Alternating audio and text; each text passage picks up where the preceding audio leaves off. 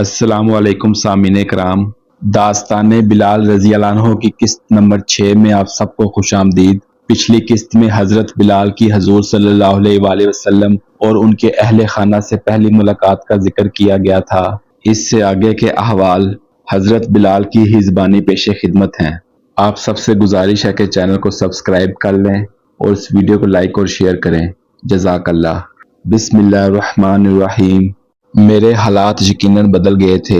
میں ایک ایسے گھر میں رہ رہا تھا جس میں نہ تو کوئی غلام خانہ تھا اور نہ خوفزدہ چہرے۔ اپنی چھت کے نیچے آئے ہوئے آدمی کے لیے ابو بکر رضی اللہ عنہ نوکر زیادہ اور مالک کم تھے۔ ان کا صبح کا پہلا کام بکریوں کا دودھ نکالنا تھا۔ نہیں، میں ان سے ناانصافی کر رہا ہوں۔ ان کا پہلا کام عبادت تھا اور پھر 3 بکریوں کا دودھ نکالنا۔ پیغمبر رسول کے سارے صحابیوں میں جن کی تربیت محبت میں کی گئی تھی، ابو بکر رضی اللہ عنہ سب سے زیادہ نرم دل اور بہت مہربان تھے۔ لیکن بعد ازاں جب وقت نے شجاعت کا تقاضا کیا تو ابو بکر ہمیشہ بہادروں میں ہوتے تھے۔ گھر کا جو بھی معمولی کام ہوتا وہ سر انجام دیتے۔ تاریخ نے بھی انہیں نہیں بدلا۔ جب وہ خلیفہ، پیغمبر کے جانشین اور آدھی دنیا کے حکمران ہوئے، جب ان کی فوجیں سلطنتوں کا تختہ الٹ رہی تھی، تب بھی آپ ان کو پائیں گے کہاں؟ اپنے دروازے پر جوتا گانٹھتے ہوئے۔ کم از کم میں نے انہیں وہیں پایا جب میں ان کے لیے 634 عیسوی کی بہار میں جنگ بابل کی عظیم فتح کی خبر لایا۔ لیکن میرے اسلام لانے والے دن ہم اتنے بھی نہیں تھے کہ دونوں ہاتھوں کی انگلیوں پر گنے جاتے۔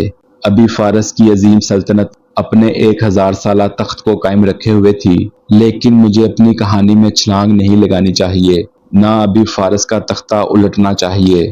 میں بکریوں کی سمت سے آتے ہوئے ابو بکر رضی اللہ عنہ سے ملا اور اپنے خریدنے کے لیے ان کا شکریہ ادا کیا، لیکن اس کی بجائے وہ خود میرے شکر گزار ہوئے، گویا میں نے ان پر اور اس رقم پر بھی جو انہوں نے خرچ کی کوئی احسان کیا ہے۔ محمد صلی اللہ علیہ وآلہ وسلم نے ہمیں بتایا کہ غلام کو آزاد کرنا خدا کی خوشنودی کا باعث ہوتا ہے۔ انہوں نے کہا۔ انہوں نے یہ بات شرمندگی کے احساس کے ساتھ اور ذرا سی ہکلا کر کہی، اس لیے کہ میں غلام تھا جسے انہوں نے آزاد کیا اور وہ بوجہ ایمانداری اپنی روحانی منفعت کو مجھ سے چھپا نہ سکے۔ بلال، انہوں نے کہا، تمہیں اب نیا کام کرنا ہے۔ کیا تم اب اس سے زیادہ مشقت کر سکتے ہو جتنی کبھی پہلے کر چکے ہو؟ میں کیا کہہ سکتا تھا؟ جی میرے آقا، میں نے کہا۔ میرے اس جواب سے انہیں صدمہ ہوا اور مجھے ایسا لگا جیسے میں اپنے اندھیروں میں واپس لوٹ گیا ہوں اور اب ان کی نگاہوں سے اوجھل ہوں۔ میں غلامی کی طرف واپس آ گیا تھا اور انہیں میں نے غلام کا جواب جی آقا کہہ دیا تھا۔ اس پر ترا یہ کہ میں نے اپنا سر بھی جھکا دیا تھا۔ انہوں نے دودھ کی ڈول نیچے رکھ دی اور مجھے کان سے پکڑ لیا، ہاں کان سے، اور اپنے ماتھے کو میرے ماتھے سے ٹکرایا۔ سنو بلال، تم اب آزاد ہو، تمہارا کوئی آقا نہیں۔ آزاد ہونے کے کیا معنی ہیں یہ تمہیں سیکھنا چاہیے۔ جی ہاں، جی ہاں، جی ہاں، میں نے کہا۔ یک بجک انہوں نے میرا کان چھوڑ دیا اور ہنسنے لگے۔ میں تمہیں کیا سکھا سکتا ہوں کہ جب تم سے بات کی جائے تو تم چونکو نہیں، لوگوں کے چہروں کی طرف دیکھو، یہ جانو کہ تمہارا سایہ واقعی تمہارا سایہ ہے۔ ہاں، یہ باتیں اہم ہیں۔ وہ رک گئے۔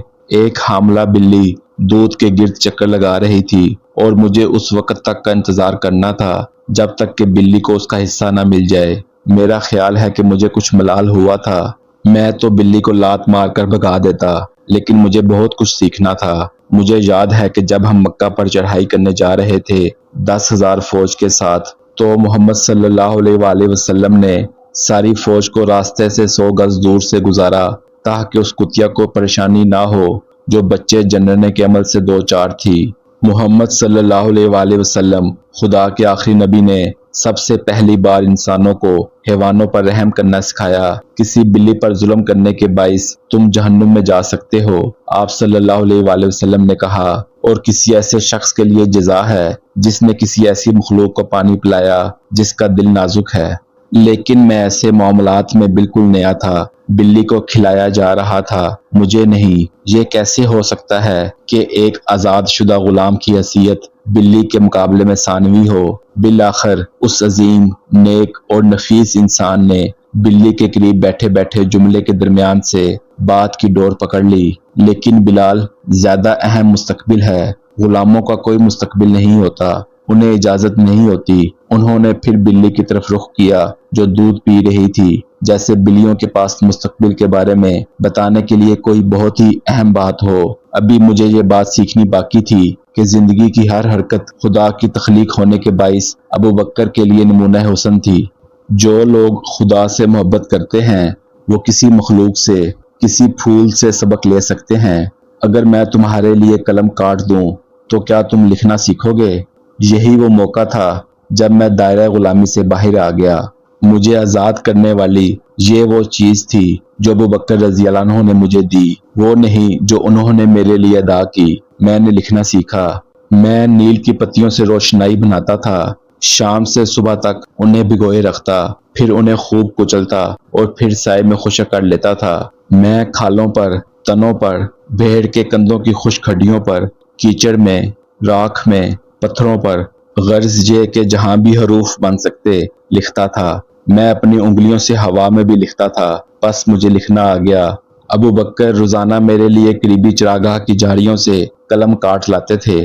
اب ان کی دن کی شروعات نئی طرح سے ہو گئی تھی، نماز، قلم اور بکریاں۔ وہ میرے پاس کھڑے ہو جاتے، دیکھتے اور بہتری کے لیے میری مدد کرتے۔ انہوں نے مجھے انترا کی نظمیں لا کر دیں، پہلے لفظ بلفظ، پھر مصرع بمصرع۔ میں نے انہیں باواز بلند پڑھنا سیکھا۔ انترا صحرا کی دل پسند شخصیت تھی۔ اس نے بڑے بڑے کارنامے انجام دیے تھے، لشکروں سے اکیلے لڑتا رہا، شجاعت کے کارنامے سر انجام دیتا رہا اور ابلہ خاتون کے لیے عشقیہ شعر کہتا رہا۔ انترا کے زمانے کا کوئی شخص شمشیر زنی اور شعر گوئی میں اس کا حریف نہ تھا۔ ہر مصرع میرے لیے حیرت انگیز تھا، کیونکہ انترا میری طرح حبش کی ایک لونڈی کا بیٹا تھا۔ پھر یہ ہوا کہ ایک دن ابوبکر بہت جوش میں گھر آئے۔ میں روشنائی بنا رہا تھا اور اس معمولی کام کو دیکھ کر ان کی خوشی دوبالا ہو گئی۔ انہوں نے میرے روشنائی سے رنگے ہوئے ہاتھوں کو پکڑا اور انہیں اپنے ہونٹوں سے لگایا۔ تمہیں پتہ ہے پیغمبر صلی اللہ علیہ وآلہ وسلم نے آج کیا فرمایا؟ محمد صلی اللہ علیہ وآلہ وسلم نے فرمایا ہے کہ عالم کی روشنائی شہید کے خون سے زیادہ قیمتی ہے۔ میں واپس گیا اور میں نے اپنے ہاتھ روشنائی میں اور نیل کے بھیگے پتوں میں خوب بھگوئے۔ بہت دیر تک میں اپنے ہاتھوں کو دیکھتا رہا۔ سیاہ رنگ میں ڈوبا ہوا تھا۔